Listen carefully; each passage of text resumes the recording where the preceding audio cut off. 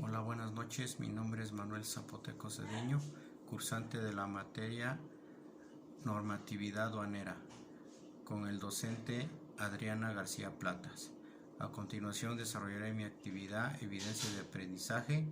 con el nombre de Delitos en Aduana. Como primer punto doy mi introducción. Dice Fernando Pérez, 2004, dice que los delitos aduanales se han incrementado debido al proceso de globalización y al incremento del comercio global entre países. A mi opinión propia,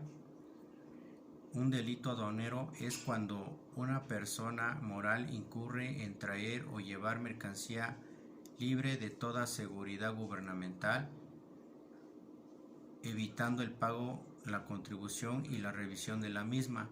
no mostrando su legalidad a través de un pedimento y asimismo mucho menos hacer su declaratoria, haciendo esto que el producto o bien material entre en el concepto de contrabando o pirata,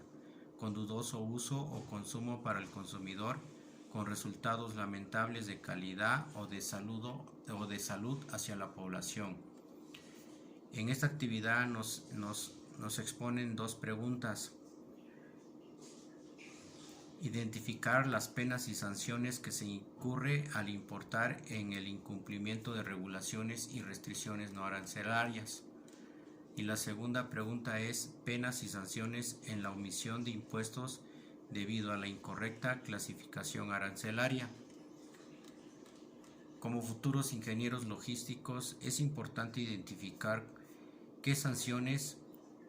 son las que incurre uno cuando el producto no hacemos su declaratoria ante la agencia aduanal. Asimismo, también debemos de identificar cuáles son las penas y sanciones cuando hacemos que el producto no pague los impuestos o en su caso los evada. Entonces son dos conceptos muy importantes que debemos de identificar y saber cuál es el alcance de cada uno de ellos en cuanto uno trate de evadir esta declaratoria o información del material en el cual nosotros hacemos uso de él a través del transporte para hacerlo llegar a sus diferentes destinos. Entonces es importante también que identifiquemos el uno del otro y asimismo si vemos alguna anomalía referente a estos dos conceptos, inmediatamente hacerlo saber hacia la empresa para el cual prestaremos nuestro servicio de transporte, de que haga los trámites correspondientes para el movimiento de su mercancía con un libre acceso y tránsito durante su suministro a los diferentes centros de consumo. Un ejemplo sobre las penas y sanciones que se incurren al importar en el incumplimiento de regulaciones y restricciones no arancelarias es el siguiente. El artículo 43 de la ley aduanera dice: cuando la importación, exportación o retorno de mercancía, el resultado del mecanismo de selección automatizado, hubiera determinado reconocimiento aduanero y no se pueda llevar a cabo por encontrarse las mercancías en el lugar señalado para tal efecto, así como en las demás operaciones de despacho aduanero en que se requiera activar el citado mecanismo y presentar las mercancías a reconocimiento. De acuerdo al artículo 176, fracción 7, la multa equivalente sobre esta pena es del 5% al 10% del valor declarado de las mercancías. Otro ejemplo sobre las penas y las sanciones por la importación y el incumplimiento de las regulaciones es el artículo 26 de la ley aduanera Dice, cuando se extraigan o se pretendan extraer mercancías de recintos fiscales o fiscalizados sin que hayan sido entregadas legalmente por la autoridad o por las personas autorizadas para ello, de acuerdo al artículo 176, fracción 6, la multa del 100% al 150% del valor comercial de las mercancías declaradas. En el siguiente concepto sobre las penas y sanciones en la omisión de impuestos debido a la incorrecta clasificación arancelaria, pongo como ejemplo en el artículo 20, dice, las mercancías sujetas o restricciones o regulaciones no arancelarias se identifican en términos de sus fracciones arancelarias y nomenclatura que le corresponda conforme a la tarifa respectiva. Y el artículo 52 de la ley aduanera dice, omitiendo el pago total o parcial de los impuestos al comercio exterior o en su caso de las cuotas compensatorias que deben cubrirse,